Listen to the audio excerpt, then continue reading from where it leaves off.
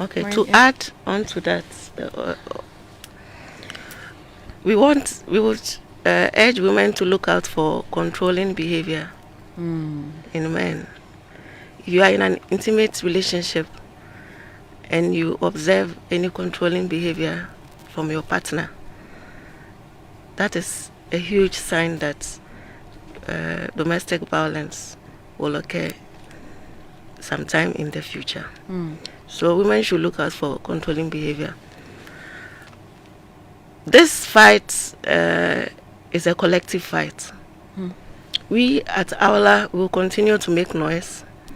We expect the media to also highlight these issues as you have been doing. We are encouraging women to come out and report abuse. They should not keep quiet about it.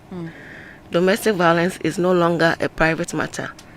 If you are ever abused, don't go to your friend, don't go to your pastor, don't go to your imam. Go to the police station, go to DOFSU. The law has protective measures that will protect you. We are... Okay. You want to say something? No, I thought Getty wanted to add something. Yes. But whilst you're at it as well, you want to also bring in traditional leaders, the community. Because absolutely. I mean, the name and shame approach, do you think that it will still work? Well, I mean, it's a collective fight in that regard. So traditional leaders, religious leaders, we need to continue in the advocacy. As for the naming and shaming approach, it appears law enforcement is doing quite a lot in that regard, and the media is also picking up on that. So in fact, my next point would have been on the law enforcement response or the institutional response to some of these matters that we are highlighting. Institutions like the DOFSU, like we have already said, are doing their very best, but it's important that they are well resourced to be able to carry out their mandate. Now, when you look at, for example, we issued a press release on the 28th of May following the the rape and murder of a 40-year-old nursing mother in the central region. In that press release, we took the opportunity to highlight some of the past incidents. We referred to the gruesome killing of the final year KNUST student, allegedly by her boyfriend, which is currently undergoing prosecution. We also did refer to the 32-year-old Lands Commission officer whose husband, also a lecturer at KNUST, is currently undergoing prosecution for alleged kidnapping of this young lady. Up till date, this woman has still not been found. Nobody knows what has become of the trial. So I'm making these points just to say that the law enforcement response is very, very critical. Now, just like the way other state institutions are well resourced to handle their mandate, it's important that DOFSU, the Ghana Police Service, and what have you. I mean, Auntie Mariam subsequently will talk about one of the initiatives or one of the reforms that we are advocating for. But the point is that the governmental and the institutional response to these offenses or to these very heinous acts is also very, very important. We need to be able to act swiftly in identifying the perpetrators and in putting or taking them through speedy trials so that justice can be served on the victims. Mariam, it would be a good time to tell us about AWLA and what AWLA is doing as well, beyond the statement that you issued just 2 days ago. Okay. Before that, I want to add that we are now advocating for specialized courts for domestic violence, so that to speed up trial. Currently, they all go through the same court system, and that delays the cases. We are also advocating for specialized units within the CID to investigate domestic violence cases and IPV cases. AWLA stands for African Women Lawyers Association. It is a non-governmental, non-profit organization made up of women lawyers in Ghana and across Africa, with a common goal to preserve, promote, and protect the rights of women and children in Africa. We have 46. We have presence in 46 countries in Africa and the diaspora. The chapter in Ghana is known as AWLA Ghana. So AWLA Ghana was established in 1998, and since then we have done tremendous work in advocating for the rights of women in Ghana. AWLA launched its first domestic violence campaign in 2001, which culminated in the passage of the Domestic Violence Act in 2007.